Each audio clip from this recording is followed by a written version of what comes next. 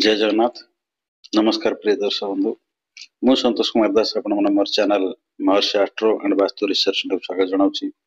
दर्शक बंधु, गत एपिसोड हम आलोचना करथिले मे 17 तारिख जे कुंभ राशि व्यक्ति मान पई किभଳି फलाफल रहइबो। आजिर एपिसोड हम आलोचना करबा मे 18 तारिख रु डिसेंबर जे सेही कुंभ राशि व्यक्ति मान पई कोन कोन शुभ फल रहबो से विषय हम आलोचना करबा। हम जानिथिले मार्च 28 पर्यंत शनि कुंभ राशि थिले, निज मूल त्रिकोण राशि थिले।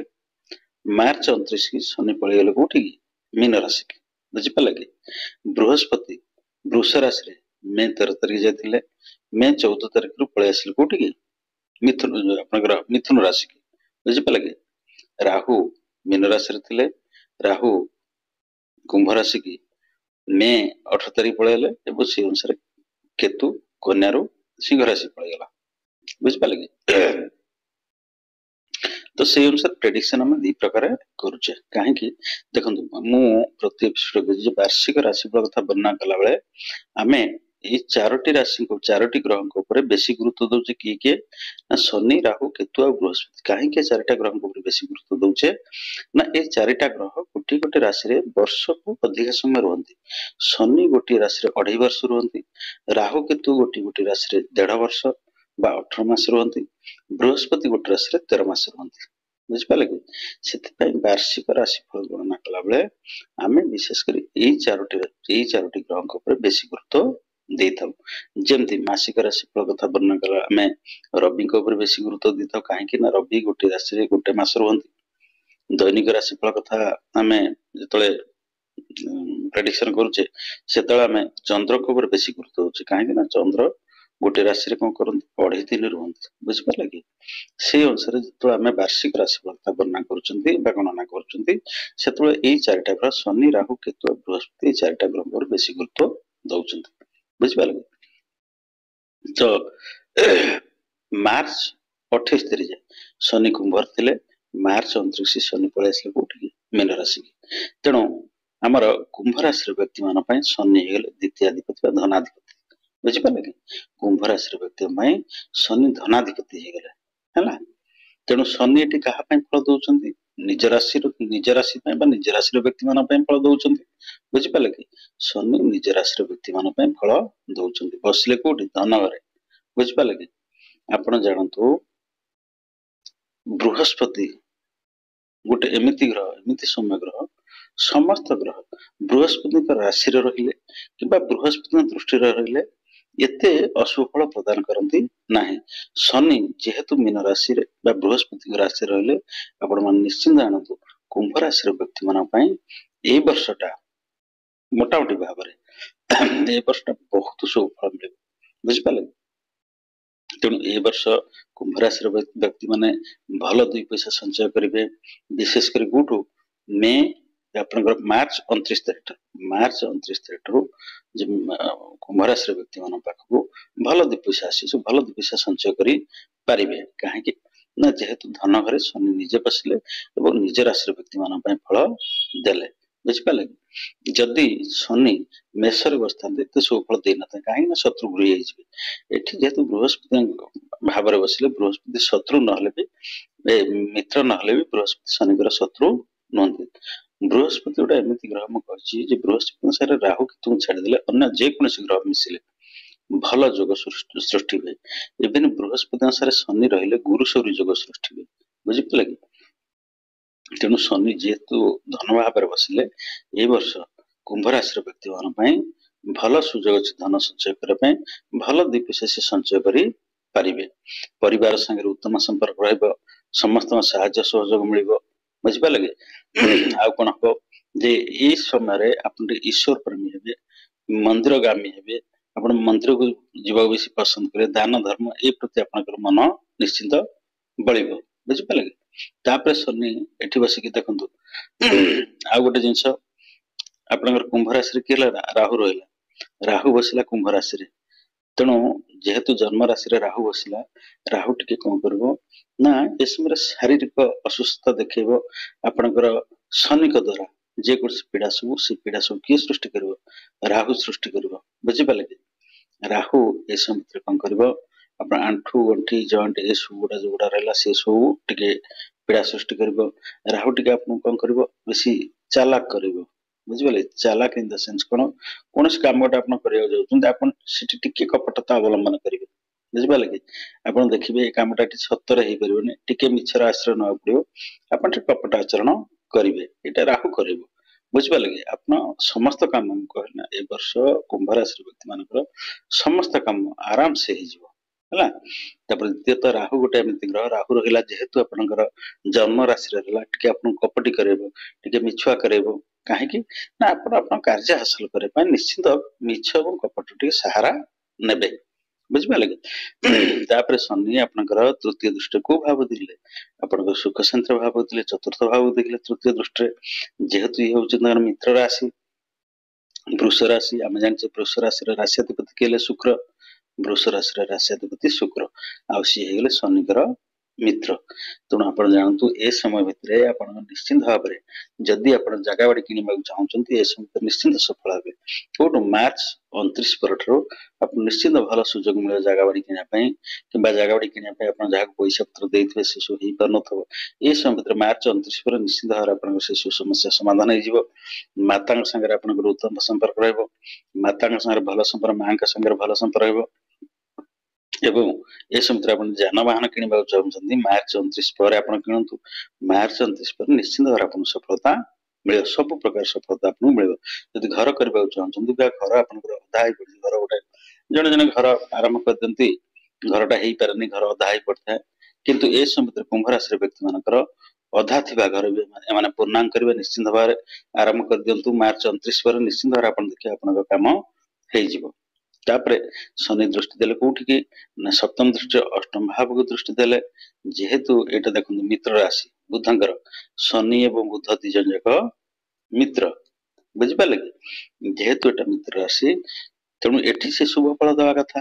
ଏଠି କାହିଁକି ଶୁଭ ଫଳ ଦେଇପାରିବେନି ନା ଅଷ୍ଟମ ଭାବରେ ଯାହା ଅଛି, ଅଷ୍ଟମ ଭାବରୁ ଆମେ ଯାହା ଗଣନା କରେ ସେ ସେଇ ଫଳ ହିଁ ଦେବେ, ବୁଝିପାରିଲେ କି। ତାଠୁ ତ ଅଧିକା ଏଠୁ ଅଷ୍ଟମ ଭାବରେ ଆମେ ଧନ କଥା ବିଚାର କରିବାନି, କି ଅଷ୍ଟମ ଭାବରେ ଆମେ କଥାବାର୍ତ୍ତା କଥା କି ଭାଗ୍ୟ କଥା ବିଚାର, ଭାଗ୍ୟ କଥା ବିଚାର କରିବାକୁ ଗଲେ ଆମକୁ ନବମ ଭାବକୁ ଦେଖିବାକୁ ପଡିବ।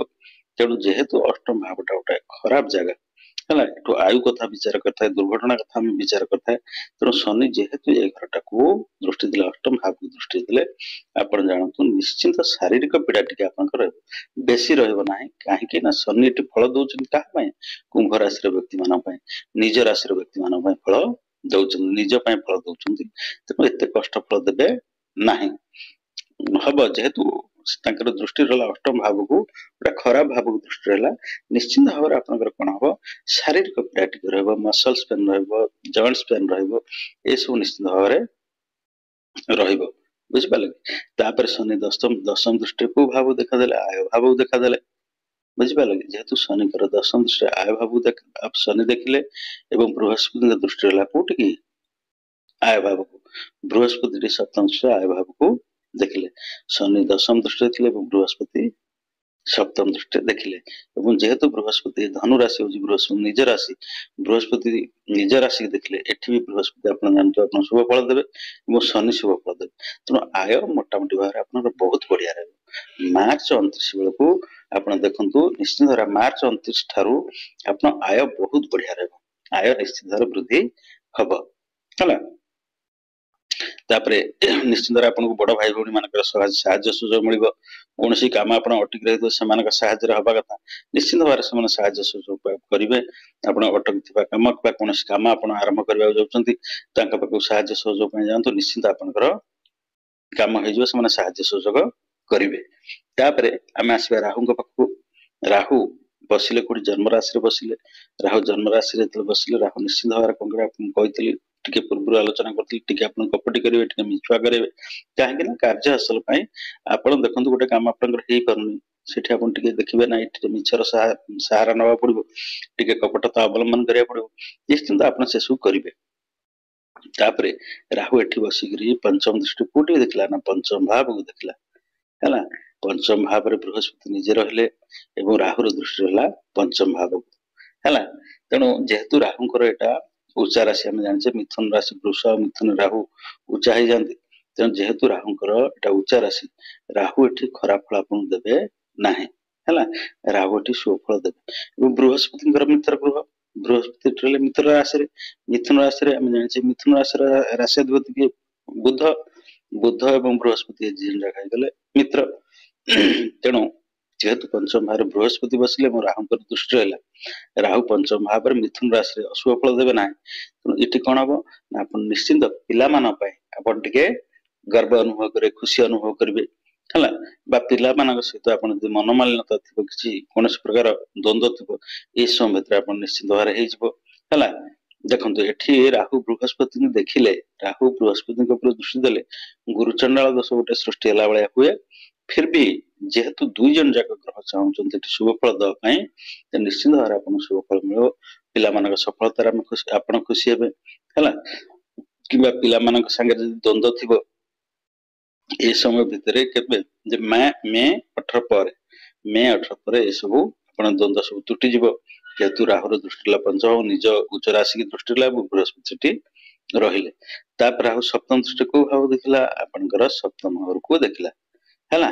ଏଠି ଟିକେ କଣ ହବ, ନିଶ୍ଚିନ୍ତ ଭାବରେ ଆପଣଙ୍କର ଦାମ୍ପତ୍ୟ ଜୀବନରେ ଟିକେ ଝଗଡା ଝାଣ୍ଟି ସୃଷ୍ଟି ହବ। ଏମିତି ଆପଣ ଦେଖନ୍ତୁ ସମସ୍ତ ଆମର couples life is no life if there is no separation. ତା ଭିତରେ ଝଗଡା ନଥାଏ, ଟିକେ ଅଲଗା ଅଲଗା, ଟିକେ ରାଗରୁଷା ମାନ ଅଭିମାନ ନଥାଏ, ତାହେଲେ ଦାମ୍ପତ୍ୟ ଜୀବନ ଜୀବନ ନୁହଁ। କିନ୍ତୁ ଯେହେତୁ ଗୋଟେ ପାପ ଗ୍ରହ ଦୃଷ୍ଟି ହେଲା କୋଉଠି? ସପ୍ତମ ଭାବକୁ, ଏବଂ ଏଠି କେତୁ ରହିଲା। ତେଣୁ ଏଇ ରାଶିରେ ନିଶ୍ଚିନ୍ତ, ଏଇ ରାଶିରେ ଭଲ ଫଳ ଦେଇଥାନ୍ତେ ଯଦି ଇଏ ଆପଣଙ୍କର କନ୍ୟା ରାଶି କି ମିଥୁନ ରାଶି ଏସବୁ ରାଶି ହେଇଥାନ୍ତା। ଯେହେତୁ ଏଟା ସିଂହ ରାଶି, ଆମେ ଜାଣିଛେ ସିଂହ ରାଶିର ରାଶ୍ୟାଧିପତି କିଏ ହେଇଗଲେ ନା ରବି। ରବି ହେଲେ ସିଂହ ରାଶିର ରାଶ୍ୟାଧିପତି। ତେଣୁ ଏ ରାଶିରେ ରାହୁ ଶୁଭ ଫଳ ଦେବ ନାହିଁ। ପୁଣି ଏଠି କେତୁ ବସିଲା, ବିଚ୍ଛେଦର କାରକ କେତୁ ବସିଲା। ତେଣୁ ସାମାନ୍ୟ ଠାରୁ ଟିକେ ଉଚ୍ଚ ଧରଣ ଝଗଡା ଝାଣ୍ଟି ହବ, ବୁଝିପାରିଲେ କି? ସ୍ୱାମୀ ସ୍ତ୍ରୀ ଭିତରେ ସାମାନ୍ୟତା ଠାରୁ ସମସ୍ତଙ୍କ ଜୀବନ ଦେଖନ୍ତୁ, ଆମର ଶିବ ପାର୍ବତୀଙ୍କର ଝଗଡା ଅଛି, ଆମର ଲକ୍ଷ୍ମୀ ନାରାୟଣଙ୍କର ଝଗଡା ଅଛି, ଜଗନ୍ନାଥ ଲକ୍ଷ୍ମୀଙ୍କର ଝଗଡା ଅଛି। ତେଣୁ କୋଉ ସ୍ୱାମୀ ସ୍ତ୍ରୀ ଭିତରେ ଝଗଡା ନାହିଁ, ଆମେ ଟିକେ ତାକୁ ହାଇଲାଇଟ କରିଦଉଛୁ। ଝଗଡା କାହାର ନାହିଁ, ବାପ ପୁଅରେ ଝଗଡା ନାହିଁ, ଭାଇ ଭଉଣୀର ଝଗଡା ନାହିଁ, ଭାଇ ଭାଇରେ ଝଗଡା ନାହିଁ, ସମସ୍ତଙ୍କ ଭିତରେ ଝଗଡା ଅଛି। ଯଦି ସ୍ୱାମୀ ସ୍ତ୍ରୀ କୋଉଠି ଟିକେ କଣ ପାଟିତୁଣ୍ଡ ଟିକେ ହେଲା, ତାକୁ ନିଶ୍ଚିନ୍ତ ଭାବରେ ଗାଁର ଲୋକ କହିବେ ଦେଖରେ ସ୍ୱାମୀ ସ୍ତ୍ରୀ ନୀତି ବାଡିଆ ପିଟା ହଉଛନ୍ତି। ତ ସେଇ ଜିନିଷଟା ଟିକେ ବେଶୀ ଲୋକ ହାଇଲାଇଟ କରନ୍ତି। ଅନ୍ୟ ମାନଙ୍କ ସାଙ୍ଗରେ ସେତିକି ଝଗଡା ହେଲେ କେହି ହାଇଲାଇଟ କରନ୍ତି ନାହିଁ ହେଲା। ତେଣୁ ଯେହେତୁ ରାହୁ ଦେଖିଲେ ଆପଣ ସପ୍ତମ ଭାବକୁ, ସ୍ୱାମୀ ସ୍ତ୍ରୀ ଟିକେ ସାଧାରଣ ଠାରୁ ଉଚ୍ଚ ଧରଣର ଝଗଡା ଝାଣ୍ଟି ଟିକେ ହବ। ଆଉ ମାନ ଅଭିମାନ ରହିବ। ନିଶ୍ଚିନ୍ତ ଭାବରେ କଥାବାର୍ତ୍ତା ହବା ଟିକେ ବନ୍ଦ କରିଦେଇ, ଦି ଜଣ ଯାକ କଥା ହବା ବନ୍ଦ କରିଦେଇ, ଏମିତି ରହିବ। ଆବଶ୍ୟକତା ଟିକେ ଅଧିକ ବଡ ଧରଣର ଝଗଡା ଟିକେ ହବ। ଏବଂ ଯଦି ଆପଣ ପାର୍ଟନର ବିଜନେସ କରୁଥାନ୍ତି ବା ଭାଗିଦାରୀ ବ୍ୟବସାୟ କରୁଥାନ୍ତି, ତାହେଲେ ଆପଣ ପାର୍ଟନର ସାଙ୍ଗେ ଟିକେ ବି ଆପଣଙ୍କର ମନୋମାଳିନ୍ୟତା ରହିବ। କାହିଁକି ନା ଯେହେତୁ ଆପଣଙ୍କର ରାହୁର ଦୃଷ୍ଟି ହେଲା ବା କେତୁ ବସିଲା ସପ୍ତମ ଭାବରେ ହେଲା। ତାପରେ ରାହୁ ଆପଣ ନବମ ଦୃଷ୍ଟିରେ କୋଉଠି ଦୃଷ୍ଟି ଦେଲା? କୋଉ ଘରକୁ ଦେଖିଲା ନା ଆପଣ ଭାଗ୍ୟ ଘରକୁ ଦେଖିଲା।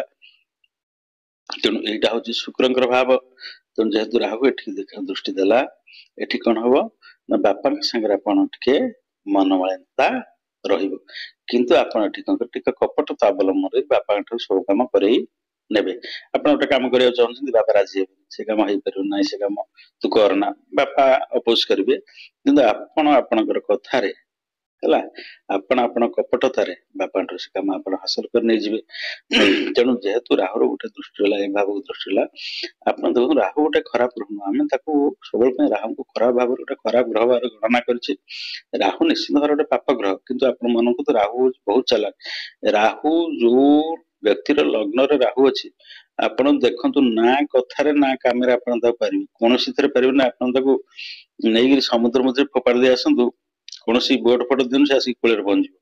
ବୁଝିପାରିଲେ କି? ରାହୁ ଯାହାର ଲଗ୍ନ, ସେ ଲୋକଟା ଭାରି କଥା କହିଲା ବେଲା ଆପଣ ଦେଖନ୍ତୁ, ଯାହାର ଲଗ୍ନ ରାହୁ ଅଛି ସେ ଲୋକ ଭାରି ଧୁରନ୍ଧର, କଥା କହିବାରେ ମିଛ ସତ କହି ଧୁରନ୍ଧର, ସେ ତାଙ୍କ କାମ କରିନେଇଯିବେ ହେଲା। ଚାହିଁକି ସତରେ ସେ କୋଉଠି ଛିଡା ହେବେନି, ତାଙ୍କୁ ଆପଣ ଦେଖିବେ ଏଠି ଦେଖିଥିବେ, ପୁଣି ଅଧଘଣ୍ଟା ପଦରେ ସେ 10 କିଲୋମିଟର ଦୂର ଆଉ ଗୋଟେ ଜାଗାରେ ପହଞ୍ଚି ଯାଇଥିବ। ସେମିତି ରାହୁ ଯେହେତୁ ଭାଗ୍ୟ ଘର ଦେଖିଲା, ତେଣୁ ଏପଟେ ଜନ୍ମ ରାଶିରେ ରହିଲା, ସେପଟେ ଭାଗ୍ୟ ଘରକୁ ଦେଖିଲା। ତେଣୁ ଆପଣ ଆଶା କରିଥିବା ବା ଆପଣ ଚାହିଁଥିବା ବା ଆପଣଙ୍କର ଅଧା ଥିବା କୌଣସି କାମ ଏ ସମୟ ଭିତରେ ନିଶ୍ଚିନ୍ତ ଭାବରେ ମେ 18 ତାରିଖ ପରେ ନିଶ୍ଚିନ୍ତ ଭାବରେ ଆପଣଙ୍କର ହେଇଯିବ। ଆପଣ କଳେ ବଳେ କୌଶଳେ ସେ କାମ ଆପଣଙ୍କର କରେଇ ନେବେ। ବୁଝିପାରିଲେ କି? ତାପରେ ଆମେ ଆସିବା ବୃହସ୍ପତିକୁ। ଦେଖନ୍ତୁ ବୃହସ୍ପତି ଦୃଷ୍ଟି ଦେଲେ ନବମ ଭାବ, ପଞ୍ଚମ ଦୃଷ୍ଟି ଦେଖିଲେ।